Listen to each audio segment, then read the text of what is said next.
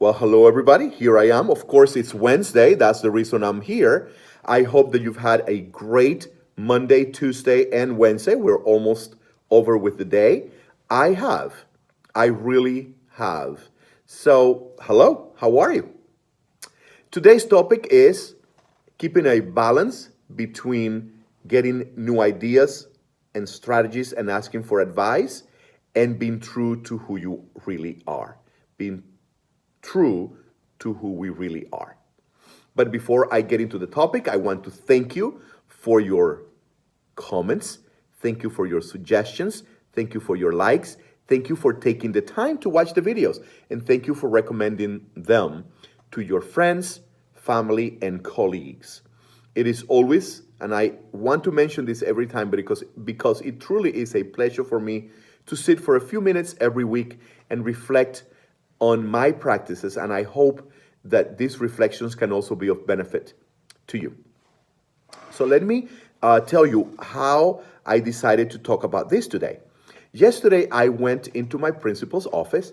Once in a while, I stop by to discuss, the team, how we're doing, discuss our classrooms, what we're doing well, what we need to improve, and just have a few minutes of reflection on what's going on.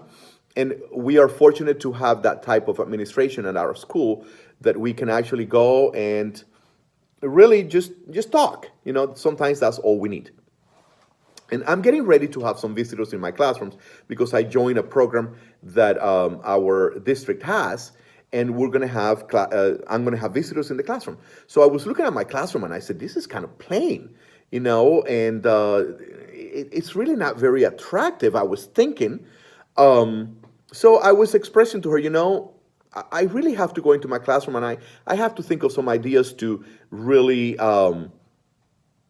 make my classroom look better.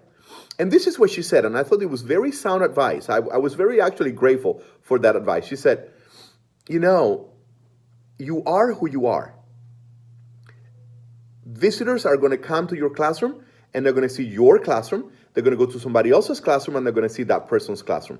So your classroom fits your personality and your needs.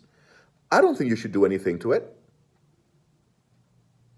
And I thought for a moment, that is actually very good advice. I don't have to create somebody else's classroom in my classroom because I'm going to have visitors.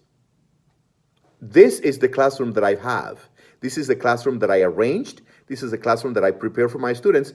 And I feel comfortable and they feel comfortable. And he has everything that he needs to be successful throughout the day and do everything that we need to do, right? So does that mean that I should not be asking for advice, looking for new strategies and new ideas? Absolutely not. What it means is that I have to keep a balance between incorporating new things into my environment, into my teaching, into my routines, and being faithful to who I really am. Because I cannot be somebody else. I have to be me. And I thought that this was very good advice for new teachers because there is so many people giving us ideas, right? But we came into the profession for a reason, and I think we have to dig deep and find out, why am I here? And who do I really want to be in this classroom? And so take advice, look for ideas, look for strategies, but be you. Be you. Let your personality shine because students know that and students can see through us. And so when we let our personalities shine, including our classroom environment, it will be more comfortable for us and for the students. Now, does that mean that if I am a messy person, I'm going to have a messy classroom? Well, probably, but it doesn't mean that I should be happy with having a messy classroom because we're always trying to improve, right? So, of course, I came into the classroom and I've been putting stuff on top of the computer cart for quite a few weeks, I would say. So I organized that. I organized some things that I had in my guided reading table. So the classroom, it's organized now. And I have other things to organize in the library because I've been wanting to do that. But I'm not going to change the classroom into being something that it's not me, because then it's going to be kind of fakish, right? I have to be true to myself. So my advice to you is look for ideas, seek advice, read, find strategies. If there is a way that you need to organize your classroom so that it's more effective, then for goodness sake, do it. But be you. Let your personality shine through your lessons, through your teaching, and in your classroom environment. So let's have a balance between taking in the advice from others and letting our personality shine. So I want to thank my administrator, my principal, for that sound advice. You are you.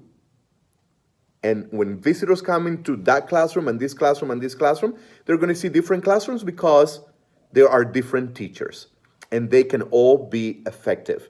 We don't have to do something that we just want to do for show to make it look cute. We have to be us. So I hope that we can have wonderful classrooms that are arranged, taking into account our students' needs and learning styles, and taking into account the activities that we want to do, but classrooms that reflect our wonderful personalities, right? That's what we came into teaching. I hope that you have a great rest of the week. I hope that we can have a great weekend when it gets here, because I'm not going to see you until next Wednesday. And I will see you next Wednesday. Goodbye.